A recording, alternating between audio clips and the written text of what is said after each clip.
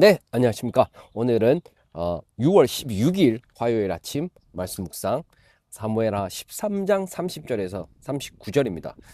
오늘 내용은 이제 압살롬이 왕자를 모두 죽였다는 소문을 들은 다윗이 옷을 찢고 오열을 하죠. 다윗이 그 거짓 소문을 듣고 이제 오열을 합니다. 아주. 그래서 요나답 아시죠? 답이 없는 친구, 암논의 답이 없는 친구. 이제 암논만 죽었을 것이라며 압살롬이 오래전부터 계획한 복수임을 알린다.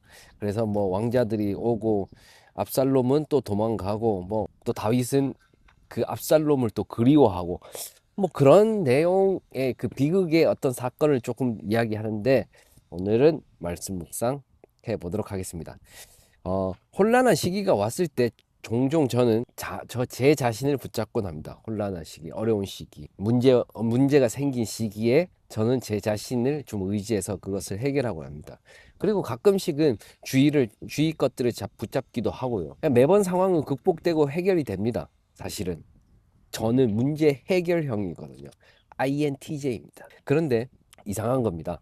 상황은 다 지나갔고 영혼과 내면은 상황은 다 지나갔고 해결이 됐지만 제 영혼과 내면은 여전히 같은 제자리에 머물러 있는 것을 발견을 합니다. 달라진 게 없어요. 다른 것들을 의지하면서 또 다음의 늪을 기다리고 있는 거죠. 사실은 오늘 본문에서 다윗의 모습을 보면서 이게 제 이야기만 아니라는 것을 제가 느꼈습니다. 오늘 13장 후반부에 다윗은 인생의 늪 한복판에 서 있었습니다. 왜냐하면 지금 아주 최악의 상황이죠. 자녀들의 연이은 비극들, 그리고 밧세바의 첫 아이를 잃고, 또 암논은 다말을 범하고, 또 그 압살롬이 또 암논을 죽이고, 이 비극적인 상황 아닙니까? 이게 전부 자기 가족 안에 일어나는 일이었습니다. 그래서 다윗은 왕이지만 이 상황 앞에서 속수무책입니다. 속수무책. 할 수 있는 게 없어요. 그때 이제 소문이 들려오죠. 그래서 왕자들이 다 죽었다는 거짓 소문이 들려오고, 다윗의 마음은 그때 소용돌이 칩니다. 아주 슬퍼하고 상심하고 애통하고 막 옷 찢고 또 막 그러잖아요. 33절을 보면 슬픔과 상심이 밀려오는 겁니다. 아들들이 다 죽었다. 그 말을 들었을 때 다윗의 심정은 어떻겠습니까? 긴 기다림, 그 3년인가 기다렸거든요. 2년인가?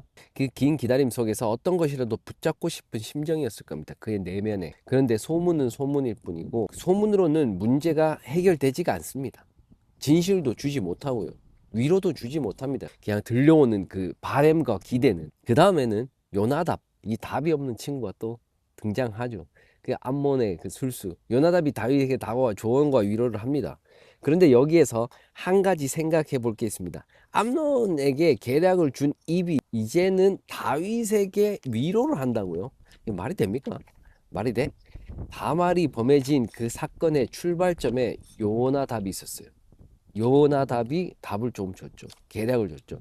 그 사람이 지금 다윗 앞에서 왕이여 괜찮습니다 하고 이렇게 있는 겁니다. 이게 말이 됩니까 이게? 이게 잠깐 괜찮을지 몰라요. 또 옆에서 이렇게 이야기해 주니까.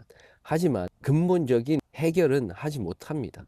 오히려 더 가슴이 아픈 거죠. 이렇듯 다윗은 늪에서 빠져나오려고 노력합니다. 하지만 붙잡는 것들은 전부 임시방편입니다. 임시방편. 소문이라든지 요나답의 위로라든지 그 어느 것도 다윗을 늪에서 빠져나오게 할 수 있는 해결점이 못 된다는 것이죠.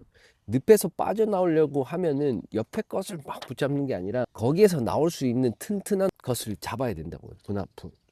동아줄을 잡아야 된다고. 옆에서 잡으면 잡을수록 빠져들어가요, 늪은. 그래서 하나님을 붙잡고 나와야 하는데 그 자리에 다른 것들을 붙잡고 나오려고 합니다. 물론 이 상황 자체가 다윗의 죄에서 비롯된 결과이기도 합니다.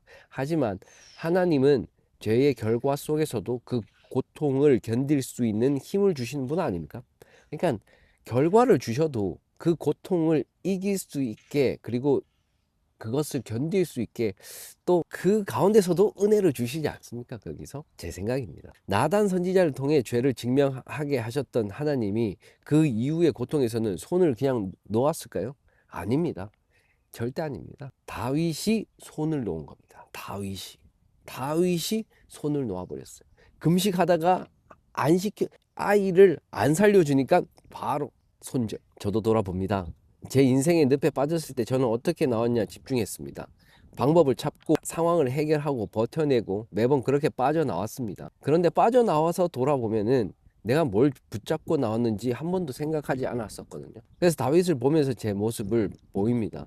어떻게 나오느냐가 아니라 무엇을 잡고 나오느냐. 저는 아직도 그것을 배우고 있는 중입니다. 그래서 오늘 이 말씀을 묵상을 해 봅니다. 라고 막 해봤고요.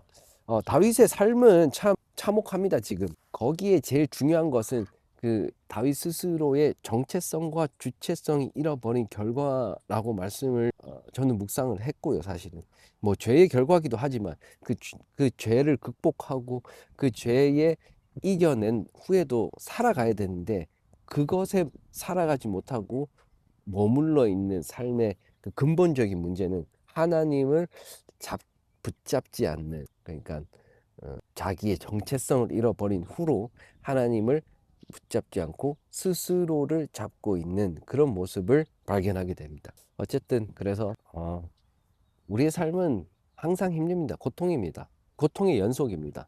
평안한 삶은 없습니다. 평안한 삶은 죽은 삶이라고 했어요. 그 삶에서 어떻게 우리가 문제를 극복하고 이겨내고 그것을 알아가는데 해결 방법은 한 가지밖에 없죠. 라고 이렇게 묵상을 해야 됩니다. 이거는 다 그렇게 해야 됩니다. 하지만 뭐 물론 현실에 가서는 저도 또 자꾸 그러겠죠. 하지만 아는 것과 모르는 것은 또 틀린 거 아닙니까? 어찌됐건 네, 오늘 날씨가 너무 좋습니다. 오늘도 네, 즐거운 하루 보내시고 행복하고 가치와 의미 있는 삶을, 카이로스의 삶을 또 사시길 바랍니다. 저도 그렇게 살아보겠습니다. 열심히 하시고 오늘 하루도 파이팅 하시고 감사합니다.